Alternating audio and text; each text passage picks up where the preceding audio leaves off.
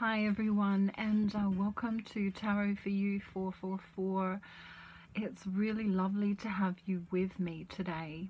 I've just been thinking a little bit recently about New Year's and twin flames, light workers, and a few different things have come to my attention that I really feel might help at this time of year. And so I wanted to talk with you regarding something I find very interesting. I guess you could call it sort of like an epiphany that came to me this year. I lost my father in July of this year. He died suddenly, and that was a really sad time for me. And so I guess it kind of spiraled into, a dark night of the soul for me. And within that, the letting go of pain and, coming to a conclusion that I didn't want to feel that way anymore. So that's easier said than done, of course.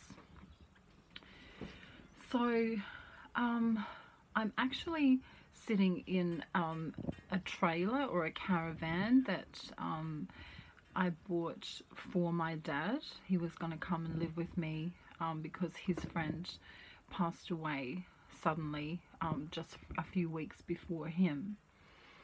And so now I feel like, this space I feel like I can use now to talk with you. And also, it's a great storage space as well, and it's also good, a good place you can come and think or meditate or just be. So what I want to do is I want to focus this talk on twin flames and light workers, and also anyone that feels guided to watch the video.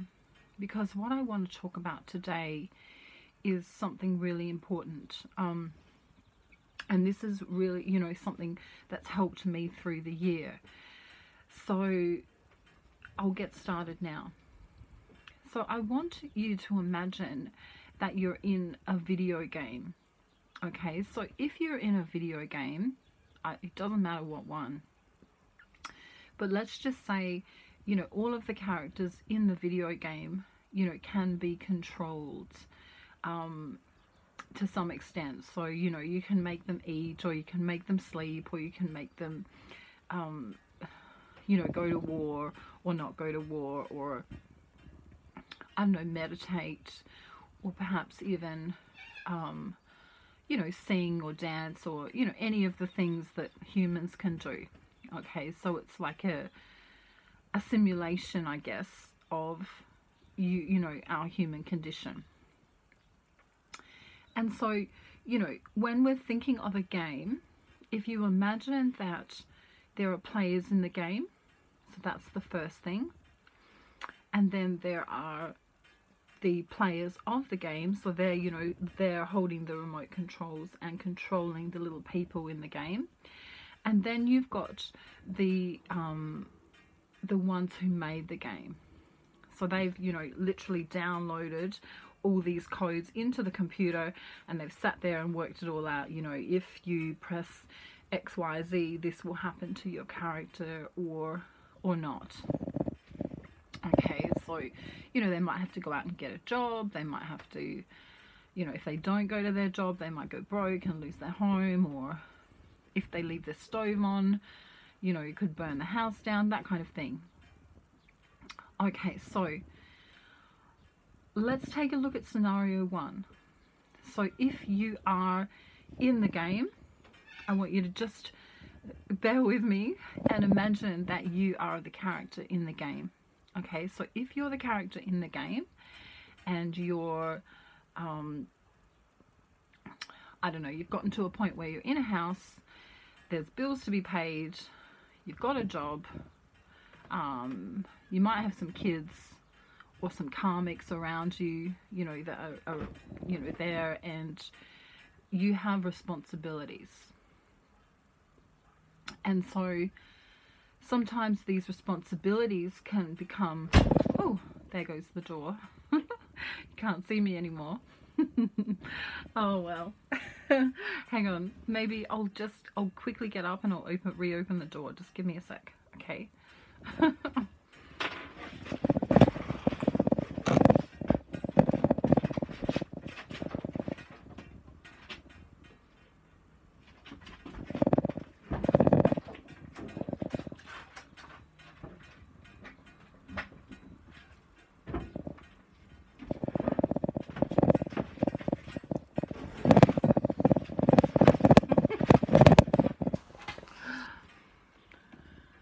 Okay, so there's me being the character in the game, and something untoward happened during my video, and so I had to do something about it, okay? So I've chosen, well actually, the person who's got the controller decided that I should reopen the door so that you can see me while I'm talking, okay? So we understand that if you're the character in the game, you have a certain control that comes to you. You know, I felt guided just then to go and open the door. Now, why did I feel guided to do that? Because there was someone controlling me in this game that we're talking about, okay? So keep bearing with me. So in this game, there is no free will. There is only, you know, you being controlled by whoever is controlling you. So let's just say, you know, a guy called Mark just controlled me just then. This is all hypothetical for fun, okay? So don't think I'm crazy, just bear with me because it's getting somewhere. So yeah, so Mark's got the controller and he just made me open the door. And then he made me come back and sit down. Okay, so that's the first scenario. The second scenario I want you to think about is that you are Mark or Margarita, let's say if you're a girl. You are sitting at the controller and you have got a character or characters that you're in control of. And so what you do is you direct, say me, so I'm Nat, so you direct Nat to go and open the door and then come back and sit down and continue on with her work. Okay, and then you might direct Jeremy to go and, you know, light the fire so that there can be a barbecue that evening for the family, let's say. Okay, and so on it goes, and you can have as many characters as you want, and you're in control. In charge. It must be New Year's. Crazy energy. Okay, so you're in control of your characters. Okay. So then we've got the third scenario, and the third scenario says that you are now Jeff or Charlene, and you own the game. So you get to put in the input codes of how it works. So, you know, over time this game might get created where it's really simple and, you know, Nat just lives in a caravan, which I don't. I have a house, but this is an extra thing. But, you know, to begin with, Nat lives in a caravan, and then she gets a good job, and then she can afford a house, and then from that house she might be able to go and, you know, on holiday to Tibet, or you know, get married, or, you know, different things can happen just like in life. So what I'm suggesting to you is that this concept of a matrix that so many spiritual people talk about is in fact to some extent true, because if you're in the game as the character, which most of us are, you know, we are being controlled to some extent by whoever's behind this controller, you know, if you live in a democracy, most countries are in a democracy, but to some extent, you know, we are controlled in that we have to go out and get a job. We are controlled in fact that, you know, if we owe money, you know, we have a legal responsibility to go out and get a job and pay that money and pay taxes and all of that kind of thing. So I want you to just imagine that your free will, as you know it, is kind of played with a bit by society, what society would expect from you, what the government expects from you, what your family and friends expect from you. You know, the mind control that we know to be true for people who haven't yet woken up, let's say, who don't know that they are living under a controlled society. Okay, so then if you know and have the knowledge that this is true, you can then say, well, hang on a minute. I don't want to be controlled by the government or by my mum or by my boyfriend or by my husband or by my girlfriend or by my cousin or by my circumstances. And so I'm awake enough to have some control. And so then I take the controller and I look at myself in the game and I push these buttons. So I might now make myself meditate. I might now make myself not be subjected to certain people, places or things that no longer serve me. And so there's this spiritual ignition point where you can take the controller or take the reins of your life so that it works, and so that you aren't just a character in a game anymore, because that's kind of what it is like on earth for many people who are light workers or twin flames.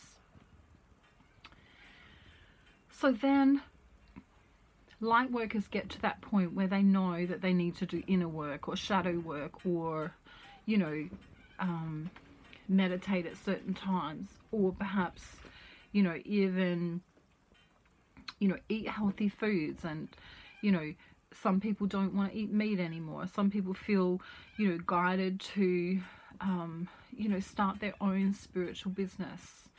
Some people want to go off grid. Some people might, you know, find and meet their twin flame. Other people will start their missions, and some people become less reliant on material things, including 3D expectations of having to, you know, fit into what society wants.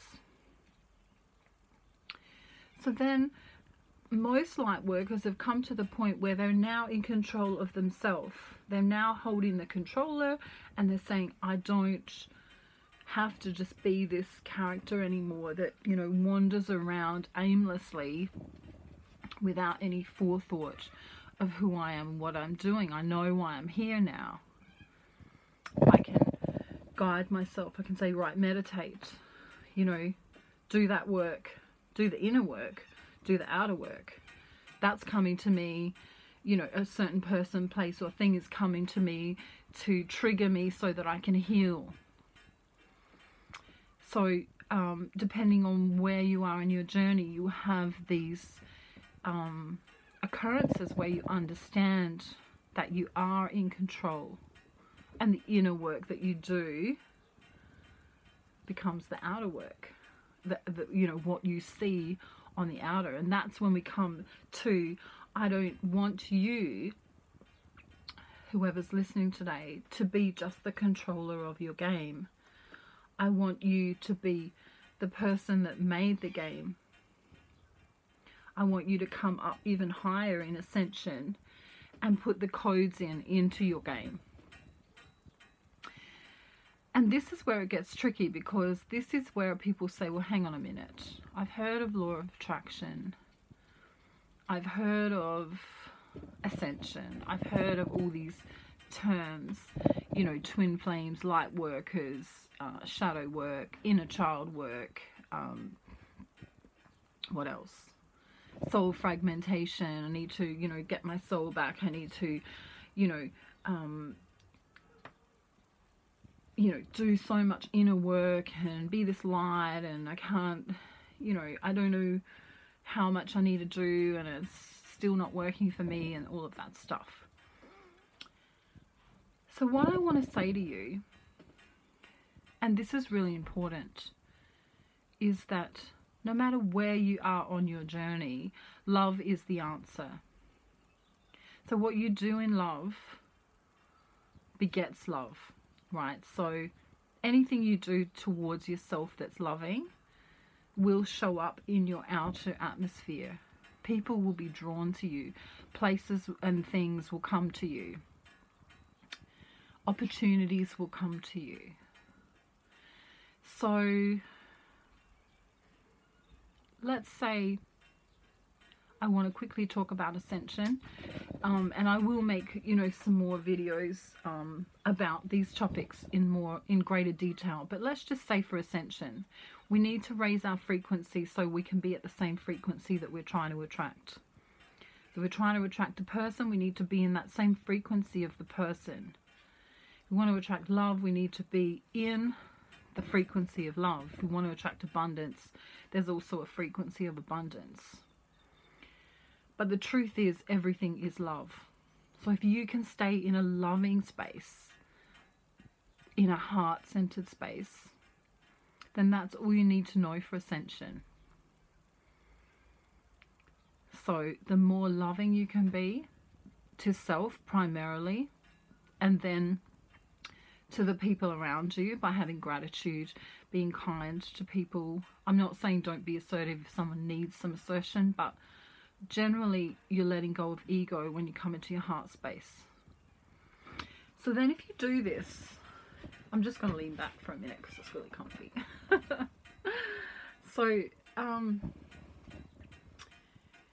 So when you come into this ascension space and you focus on, you know, you might focus on the chakras, you might do a guided meditation that, I don't know, that helps you align with source, or it might be a mantra that you listen to. You know, only you know what you do for your own ascension practices, and I would say that you would be doing it every day to keep your vibration high. And then on the outer, you should be seeing things coming to you that make you happy. And if you're not seeing things that are making you happy, then you need to do the inner work. That's why ascension is so important.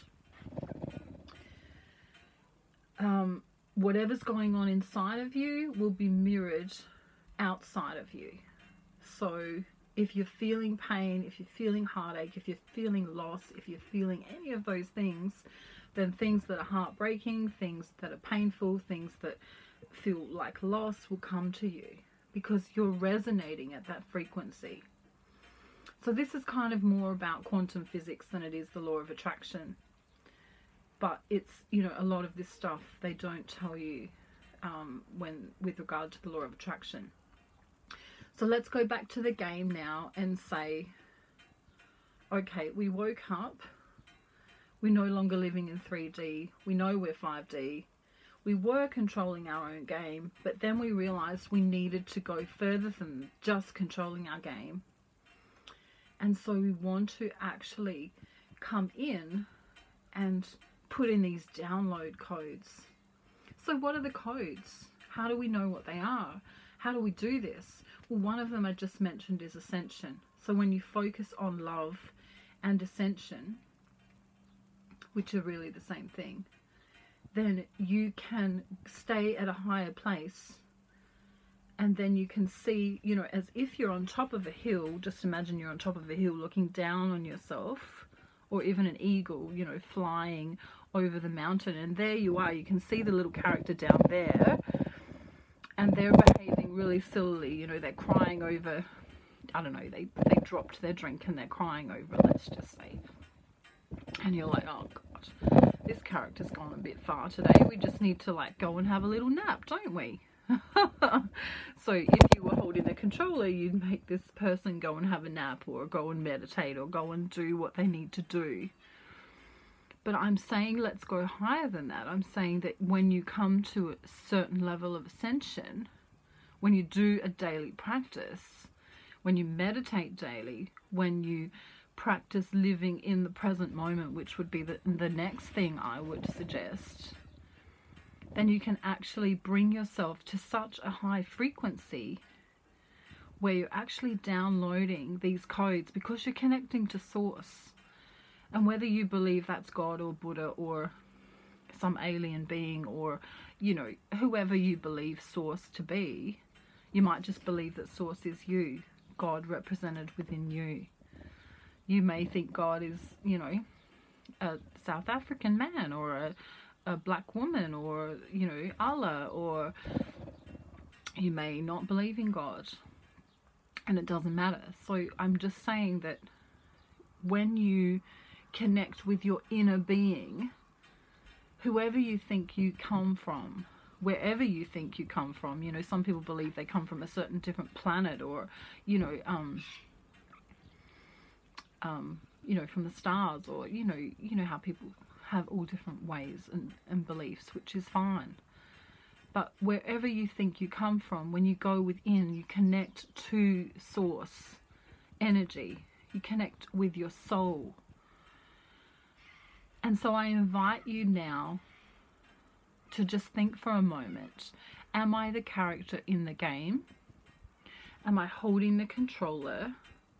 Or am I going to really focus on self-love through ascension and being present in the moment and with love, and actually put the download codes that come, you know, even above the game and into that character, so that that character no longer needs a controller anymore, because it's guided by its own self. It's guided by its own inner awareness. You know, it's why psychics are psychic. They can connect within so well. They, you know, they do that much inner work. I mean, some are just gifted and born that way too, but a lot of them do a lot of inner work to be able to know what they know. You know, it's seeing the unseen, it's feeling the unseen, it's knowing that a certain person, place or thing is right for you. It's watching miracles show up to you. It's watching things occur. Miraculous healings can occur, you know, wonderful things, you know, definitely, you know, certain people can come to you, or jobs or situations that you never thought possible when you stay at an ascended level.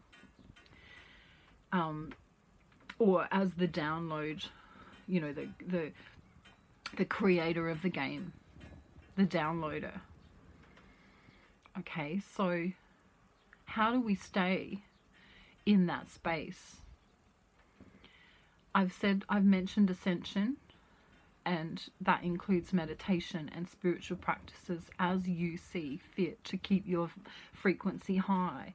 The next thing is staying in a love space, in a heart-based place where you can really give yourself the opportunity to love others and yourself first and foremost, because what you give to yourself, you give to others. Okay, we're all connected. And that's one of the most enlightened knowledges. You know, if that's all you take from this video today, is that we are all one, please understand that, you know, we are all different fragments of source.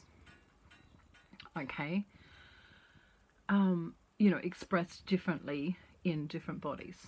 Okay, so what I want you to do then is, we've talked about ascension and love, and then I want you to stay in the present moment. If you're living in the past, you're living in a depressive state because you're, you know, can think of negative things. You know, your mind can you know, say, well, when I did this, or, you know, that happened years ago and it's affected me on and on. You know, it's like I could say, well, my dad died this year, so I'm never going to post another video and I'm so depressed and I can't move on, which can be a state of being that I needed to be in for a time. But then I make a decision to move from that and release it so that I can have a love-filled life. Because, you know, people who've passed on want you to be happy too. And grief is another topic I think I'll do in another video. So yeah, so we've got ascension, we've got using love and staying in the present moment. Staying in the present moment is really important. If, like I say, if you're living in the past, you really are, you know, can be in that depressive energy because, you know, it's, you know, thinking about what has happened, and usually it can be bad stuff too, not necessarily good. If you are thinking all the time, what if, you know, what if I go to that party and that guy's there and he doesn't like me, or I see that girl and she, you know, acts that way to me, or what else? Or if I make that food and it's, you know, it's fattening, or, you know, just silly things. This what if scenario all the time that, you know, we often do. So when you stay in the present moment, you're in the right now, because, you know, really all we have is right now. So even the characters in the game are, you know, based upon the right now. You know, even if you're at that controller stage where you're like, oh, I'm awake and I'm controlling myself, and, you know, oh, there I go, I'm walking into the kitchen now to get milk, and then I'm going to put it in a glass and have a drink, right? You're still living in the present moment as the controller. But when you use ascension and you use love and you use, you know, being in the present moment on purpose, thinking of right now. I mean, I'm not saying you can't write, you know, your future goals down on paper and stuff like that. That's not what I mean. But living in the present moment means living for right now, appreciating what's in front of you right now. You know, walking past that rose garden and going, wow, look how beautiful those roses are. Or spending time with a loved one and saying, wow, you know, really being present and listening to them. You know, putting your phone down, putting social media away for a while and actually listening to yourself, giving yourself love, taking a bath, walking along the beach, you know, spending time with your kids or with your dog or your cat or your bird or whatever it is. And then having that spiritual practice each and every day so that you come into alignment. Use the quantum physics, you know, law of attraction that no one ever talks about really. That quantum physics idea that when you resonate at a certain frequency, like attracts like. So if you're loving, compassionate, giving, kind, and you're waiting for your twin flame to come in, but you've been bitter, depressed, anxious, you know, all of those other things, they can't come to you, because to come to you, they'd also need to be bitter, anxious, and depressed, because twin flames mirror. So if you're a twin flame, that's just FYI. So this is why so many spiritualists and twin flame experts say, you know, love yourself and your twin flame will appear. Why will they appear? Well, because they're mirroring you, and they're also attracted to someone who is trying to be their best self, because they are you. You know, you've got the same soul. So, you know, I don't even want to be in my own presence when I'm sad. So why would your twin flame want to be, you know? So when you can take care of yourself and come to that position and say, look, I'm not going to be that character in the game anymore. I'm not going to even be holding the controller anymore. I'm going to be the damn creator of it. I'm going to create this. And then the people, the places, the things will all come together in this miraculous unfolding. You know, it's like a jigsaw puzzle that's all spread, you know, across the world. I mean, let's say, you know, Daniel has got a twin flame in India and her name's, I don't know, what's an Indian girl's name? Gee, I really put myself on the spot then. I don't know. I don't know any Indian girls' names. Let's just call her Sue. Okay, so Daniel has had enough of life. He's like, okay, I'm awake. Finally, I'm awake. I've been doing all this ascension work. I've listened to the law of attraction. I've read The Secret. I don't know what's going on. And then all of a sudden he's like, you know what? I'm not focusing on anything outward anymore. I mean, I'm going to get my job done and stuff, but I'm going to be in the present moment. And then when I've done enough of my job for the day, I'm going to go home and I'm going to meditate. I'm going to have a bath. I'm going to, you know, go to footy with the guys. I'm going to enjoy my life. I'm going to pat my dog. And then all of a sudden, out of the blue, he meets Sue online. You know, they're both members of this, I don't know, spiritual group or something. And they start messaging one another, and he's like, wow, I don't know how that happened. That's like a miracle, you know, that just occurred. And all of a sudden, he's met his twin flame. So this can happen, and also things regarding money can start happening. And, you know, the job of your dreams, the person of your dreams, the house of your dreams, the car of your dreams. I'm not trying to promise, you know, any law of attraction things. But if there's ever a problem that you have and you don't know what to do in life in general, ask yourself, what would love do? And when you answer that question with whatever circumstance you're thinking about at the time, if you say, what would love do now, and then go and practice that, it might be, I need to have a bath. I'm just like, you know, it's been boiling hot, there's a heat wave or something, and I need to have a bath. That's what love would do in that very moment. If you were walking on the street and someone, you know, an elderly person needed help with their shopping and they dropped it all on the ground, you might run over and help them, because that's what love would do in that moment. So when you come from that space of ascension, so that you've raised your frequency, so that your inner world attracts your outer world, then you add love into the mix and you stay in the present moment so that we're not getting depressed or anxious, then you are attracting everything that's supposed to be in your path.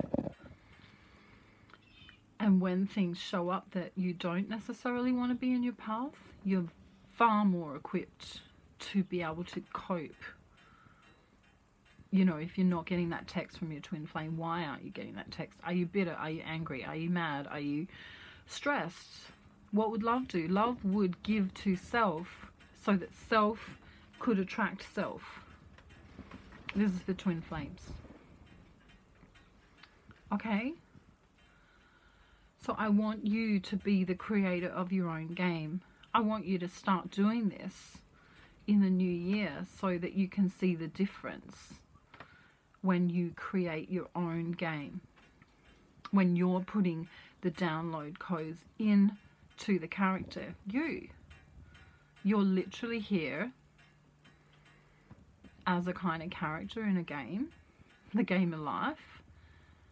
And I want you to do as much as you can for your own soul growth.